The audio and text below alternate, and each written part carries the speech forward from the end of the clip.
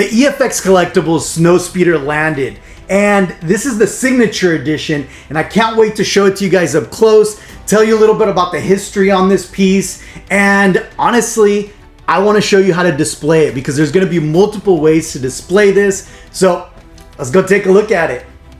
Alright, so here it is, and this one's another one that EFX Collectibles announced at San Diego Comic-Con last year, and I was really excited about this piece just because it has a lot of history to it, especially in the, prop replica collecting world. The first time we saw this kind of miniature speeder was actually on the Master Replicas AT-AT Signature Edition, and it was a crash speeder that was in the, snow diorama.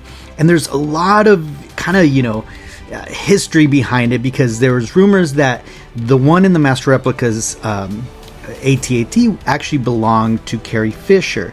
So basically what happened is, when they were filming Empire Strikes Back, they created these smaller miniatures of the Snowspeeder for some of the push perspective scenes or shots.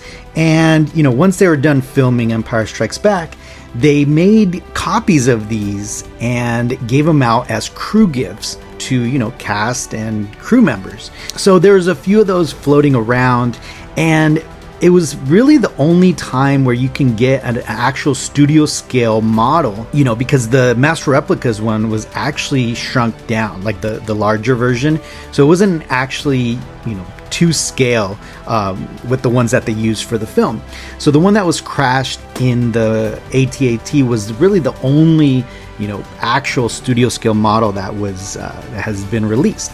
So when I heard that EFX Collectibles was going to do this piece, I was really excited because I've always wanted an actual, studio scale Snowspeeder, because the other version is much larger. But anyways, San Diego Comic-Con, they announced it, we get to see it, and I just fell in love with this piece. And I'm just so happy that, 7 months later, we get them. So I just love the fact that EFX Collectibles has been delivering and really coming, through with all of the new stuff that they've been putting out. So anyways, let's talk about this piece and let me show you guys how to display it. As you can see, it comes with, the plaque holder, which also serves as a little stand. And basically, once you put it together, you could see kind of the instructions that I showed you there. You just follow the video because I kind of struggled at first to figure out how to put it together. Now, this is the signature edition, so it comes with Joe Johnston's autograph on there, which is an extra cool touch, just a little more ILM history behind this. But as you can see, you can set the the holder down, and you can place the speeder on its base on this little stand. That way you can display it upright. Now you have to be very careful when putting the Snowspeeder on the stand, just because the magnet is very strong.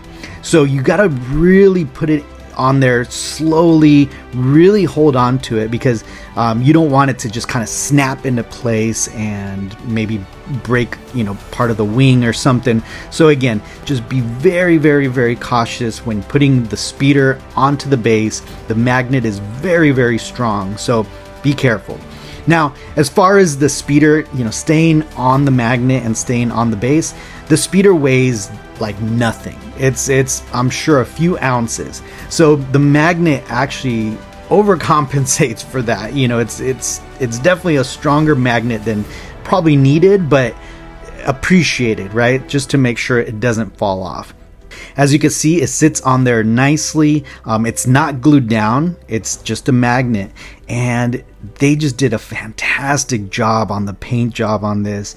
I mean, the detail on this is amazing. The weathering looks great, the paint job looks great, just everything about this I just totally fell in love with. And it's an original trilogy piece, and you guys know I love the original trilogy stuff, so I'm just really excited to get this into my collection. But look at that, man, the weathering's really nice, the paint job's really nice. I mean, congratulations to anyone who picked up one of the signature editions. I know those sold out really quick. I know some of the limited editions are still available, so if you're interested in that, go to efxcollectibles.com. You should be able to pick one up there. Yeah, look at even the details on the inside. The interior is painted.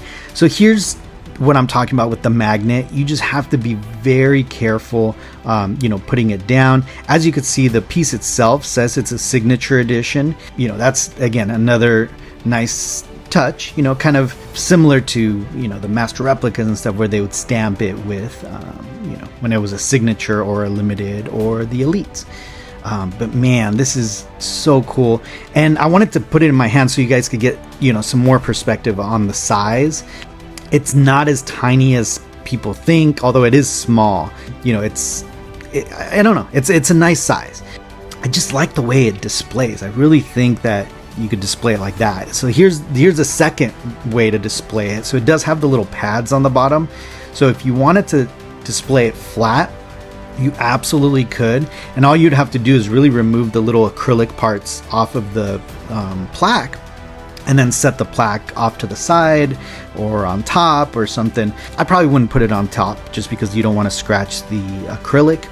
But you could set the little plaque off to the side or in front or behind it or something. But yeah, you could just remove those acrylic pieces, and then you just have kind of a standard plaque, right? And again, it's really cool that they got Joe Johnston's autograph on this because of that, that connection to ILM, and the fact that they were the ones that gave these little guys as crew gifts to the cast and crew. Just really cool extra touch there. Now, obviously, the limited edition would not come with the signature plaque, but it should come with kind of that same style base and everything.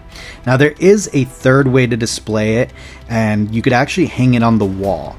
So it comes with these little kind of sticker pads that you that kind of interlock together. So you'd obviously put one side on the wall, one side on the back of the acrylic, the black acrylic, and then it would hold together.